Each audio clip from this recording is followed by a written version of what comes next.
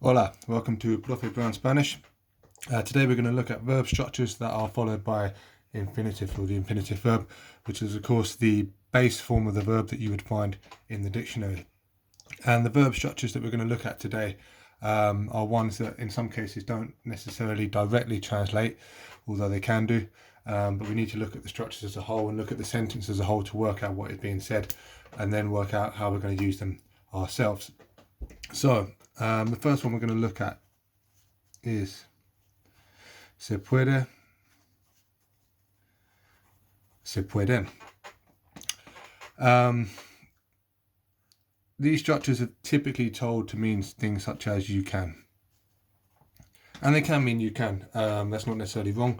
But what we're going to look at is how they can also mean things like it can be done and they can be done. Hence why we have one structure with an N at the end and one structure without the N at the end.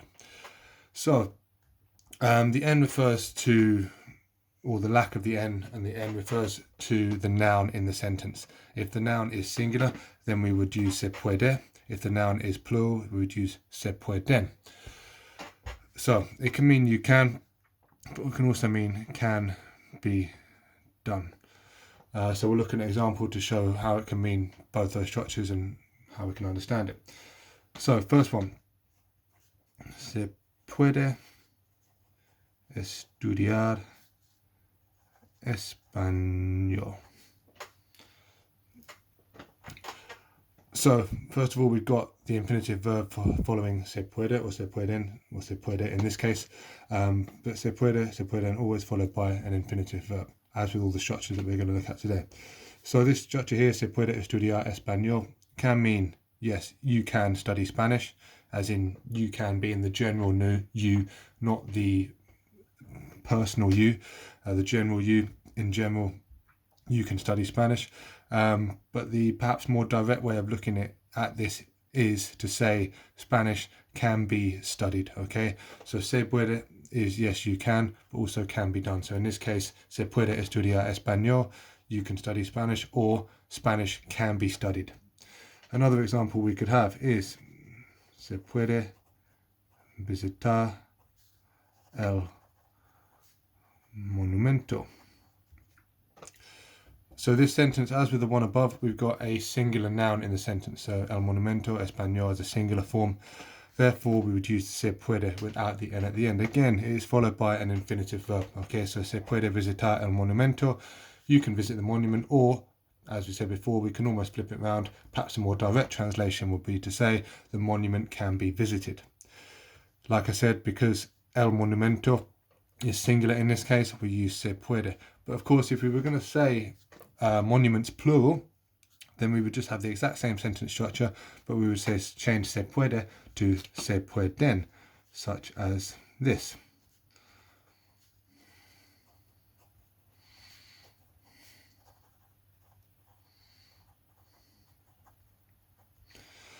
So in this sentence, los monumentos is plural, so we use se pueden with an N at the end. It's still followed by an infinitive verb. That doesn't change, but because this is now plural, los monumentos rather than el monumento, we use se pueden rather than se puede. Much in the same way that we use me gusta, me gustan, me chifla, me chiflan. We put an N at the end if the noun is plural, and we don't put an N at the end if the noun is singular, as in these two examples here. So like I said, we can use this to mean you can, but perhaps the more direct translation was it can be done, which is why you would see a sentence like this also in a different word order. For example, you might also see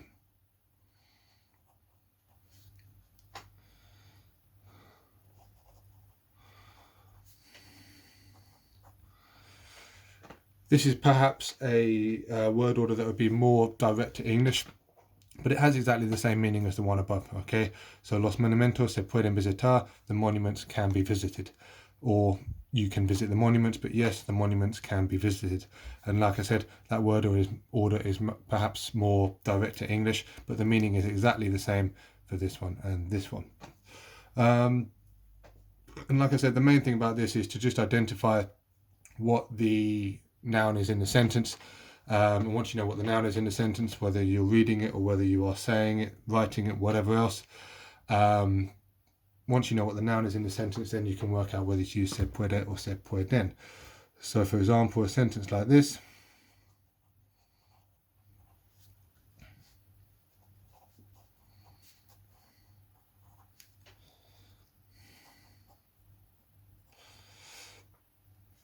We've got two nouns, okay? So we've got las torres y la calle. Las torres is the towers, la calle is the street. The sentence is essentially saying the towers can only be seen from the street, or you can only see the towers from the street, hence the word solo there to mean only. Because it is the towers that are being seen, we use se pueden with an N at the end, because torres is plural. We're not seeing the street, we're seeing the towers.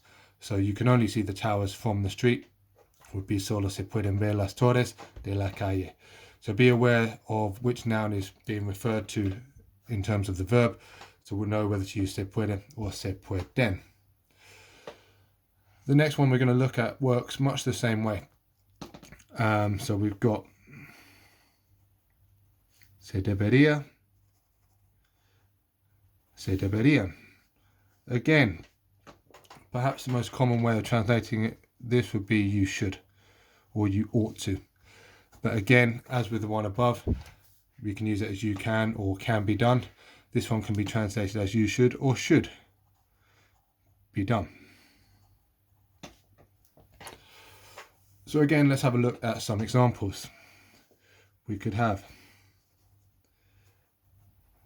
se debería cortar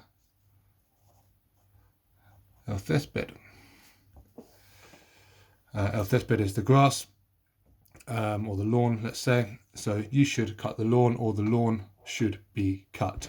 Again, much the same way as se puede, se pueden, we use se debería or se deberían depending on the noun. In this case, el césped is singular, so we'd use se debería.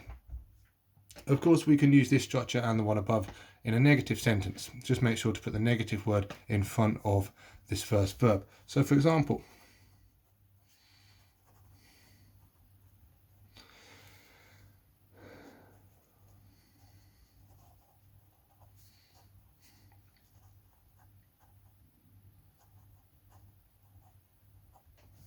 no se debería considerar la posibilidad. You should not consider the possibility, or again, as I said, the possibility should not be considered, which is perhaps a more direct translation relating to the se in front of the verb. But as I said, if we're using a negative word, make sure it is in front of the first verb, in this case se debería. So no se debería considerar la posibilidad. The possibility should not be considered. As we said before, it is the noun that depends on whether to use se debería or se deberían. So we could use exactly the same sentence, but just changing this to a plural noun, and then we would need to change debería to deberían, for example.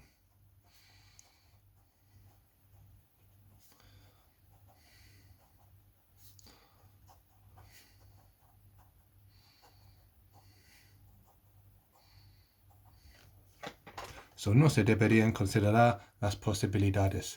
The possibilities should not be considered. And like I said, the only difference from the one above is because possibilities is now put in its plural form, las posibilidades, as opposed to la posibilidad, multiple possibilities as opposed to one possibility, we now use deberían with an N at the end instead of debería. We'll just look at one more example as well.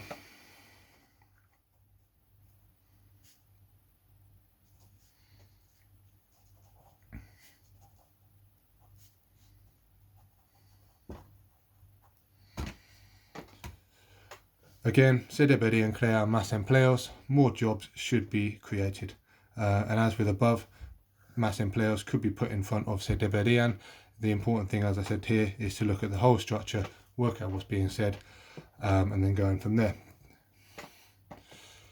Okay, the next structure we're going to look at is the verb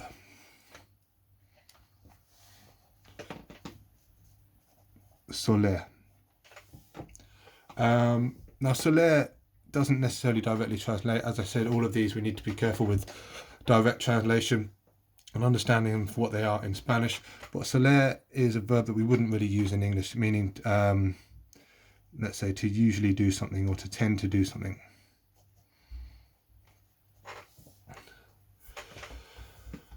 So this one conjugates in the same way as poder. So poder, of course, means to be able to, or can, and as we looked at above, in terms of the conjugation of this, these two verbs are the same. So poder, to be able to, would become puedo, puede, he, she can, so I can, he, she can, or it can. And podemos, the we form doesn't change, and pueden, they. And like I said, soler changes the same way in terms of its conjugation. So we've got suelo, suele, he, she can, or it can, or so he, she usually, or it usually. The we form of the verb doesn't change, solemos, and the they form does change the same way as the he, she form, or the it form, but also with an N at the end. So suelen being they usually, or they tend to. So again, that in terms of, I'm just sort of highlighting that so that you can identify that actually the conjugations of these in sort of the present tense would be the same change as poder to its structures. So let's have a look. Suelo ir de compras cuando no tengo deberes. Suelo ir de compras cuando no tengo deberes. I usually, or I tend to go shopping when I don't have homework. As I said before, all of these structures are followed by the infinitive verb. Hence, ir in its infinitive form here, I usually go shopping when I don't have homework. Suelo ir de compras cuando no tengo deberes. This verb soler, like I said, is the verb that changes depending on who you are talking about. As long as you continue to use the infinitive form of whatever verb is following this, that is absolutely fine. So instead of suelo, we can say we usually, or we tend to. For example, solemos gastar menos de 20 euros. So we've got the we form here. We usually, or we tend to spend less than 20 euros. Like I said, as long as it's the infinitive form of the verb following this form of soler, that's absolutely fine. Like I said, as with all of these, make sure the verb article is in its infinitive form following all these ones, no matter whether they directly translate or not.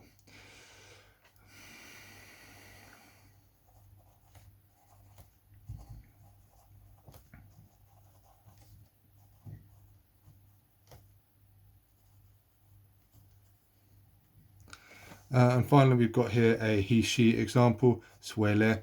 El padre de Pedro suele cocinar muy bien. So the father of Pedro, or Pedro's father, usually cooks very well. Again, cocinar is in its infinitive form because it's following soler, or suele in this case.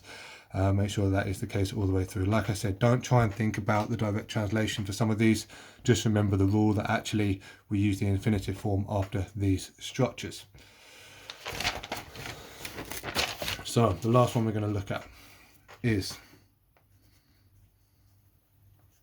acabar de. And acabar de means, again, not a direct translation, to have just done something, or to have just, followed by doing something, done something. And like I said, again, this one isn't going to directly translate. As long as you remember to use the infinitive form of the verb after acabar de, or whatever way you change acabar, depending on who you're talking about, that is absolutely fine.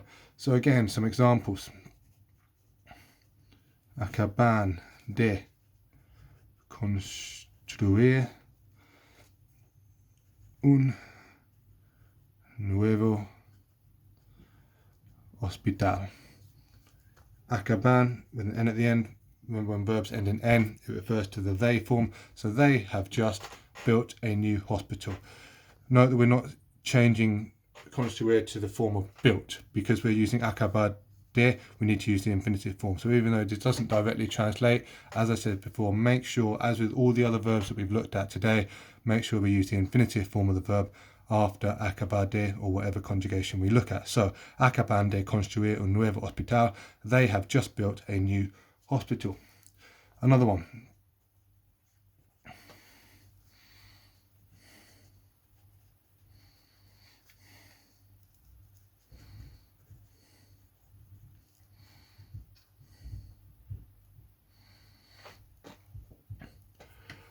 Acaba de estrenarse la nueva temporada. So essentially, in the case in this, again, like I said before, we need to look at the whole sentence and understand the whole thing. So temporada would be a season or series of like a TV program or something like that. So essentially, it has just been released, or it has just been debuted, the new season, or the new season has just been released. Again, this is another example where we do need to look at the whole sentence to get the full understanding of it. Like I said, we need to make sure we're using an infinitive verb after any of these structures, so acabar de.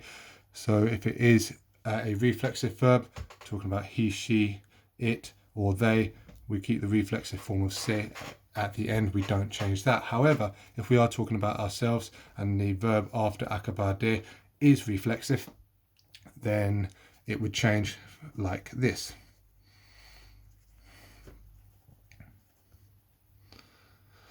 Acabo de levantarme, so acabo is the I form of acabar, so I have just got up, essentially. So levantarse